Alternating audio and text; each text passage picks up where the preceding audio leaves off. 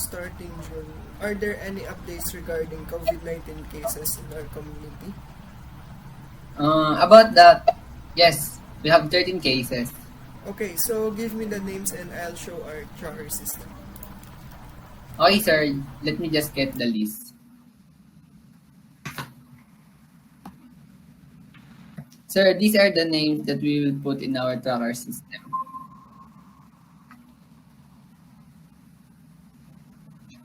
So for our number one is Alexander Reyes, 18 years old.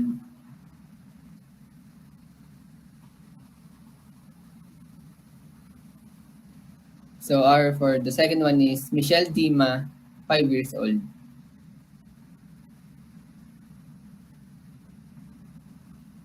The third is Kai Anthony, 10 years old. The fourth is Eve Santos, 29 years old. So the fifth is Keegan Pace, 31 years old. Connor Lloyd, 70 years old.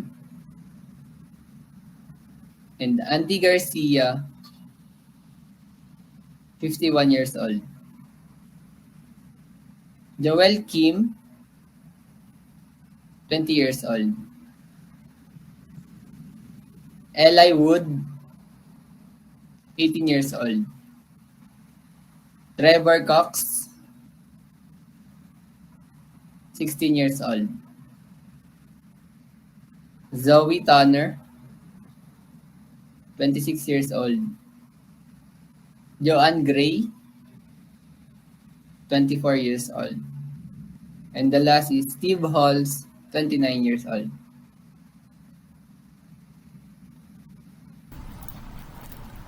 Okay, so let's double check. Let's view the case records. So these are the names, 13 people to be exact, right? Yes, sir. Okay, so what we'll do now is let's check again next week and make sure that you put a close eye on these people, okay? Okay, sir. It's nice to see you again. So, are there updates about our community? Indeed, sir. Just let me get the paperwork. Just to be sure, we have 13 cases, right, sir? Yes, this are they, right? Yes. Okay, sir, let's now update those cases. First is Alexander Reyes. He recovered from the virus. For Michelle Dima, she also recovered from the virus. For Kai Anthony, unfortunately, sir, for the cute boy, he did not overcome the virus. This is her. For Eve Santos, however, recovered, sir. Kian Gun Pace still has the virus as of today still, sir. Connor Lloyd, sir, has recovered from the virus. Andy Garcia, unfortunately, sir, did not survive the virus disease, sir. Joel Kim, sir, still fighting the virus, still active.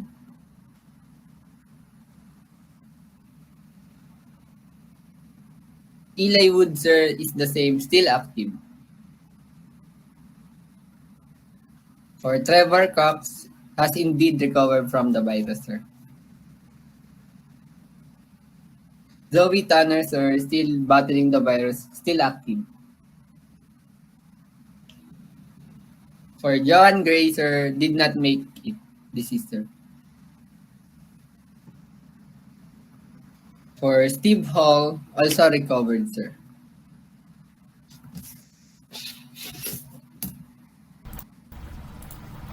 Okay, so let's now double check our updated cases. So, For Alexander Reyes, he recovered, right? Yes, sir. For Michelle Dima, also recovered. Yes, sir. Kai Anthony is deceased. Yes, sir. Eve Santos has also recovered. Yes, sir. Keegan Pace is still active. Yes, sir. Connor Lloyd is recovered. Yes, sir. Andy Garcia is deceased. Unfortunately, sir, yes. For Joel Kim, it's still active. Yes, sir. Eli Wood is still active too. Yes, sir. Trevor Cox has recovered. Yes, sir. Zoe Tanner is still active. Yes, sir. And for Joanne Gray, she's deceased. Yes, sir. And Steve Hall has recovered. Yes, sir. So we have 3 deceased cases, 7 recovered cases, and 4 still active cases. Yup, everything is correct and updated, sir. Okay, now that we are done, hopefully by next week we'll only have a few records. Keep up the good work. Thank you, sir.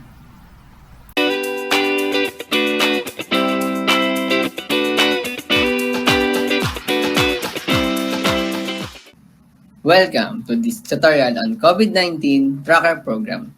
Today, I will walk you through the code, explaining each function and why every line is essential for the program to run smoothly. Let's dive in.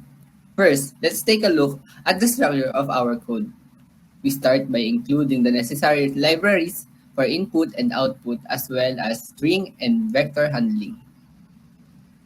Next, we define a structured case record to store individual case details. We also declare a vector to hold all cases record and an integer to keep track of the annex ID. Now, let's move on for our first function and case record. This function collects details from the user and stores them in a new case record. We create a new case sign, its unique ID, and promote the user to enter the name and age. The status is essentially set to active.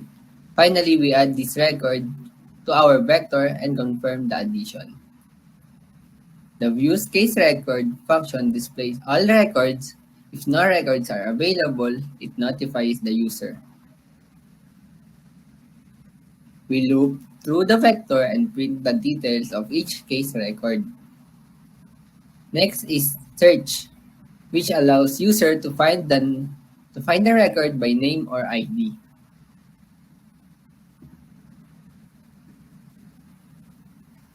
We promote the user for name or ID search to the records and display the matching records if it found.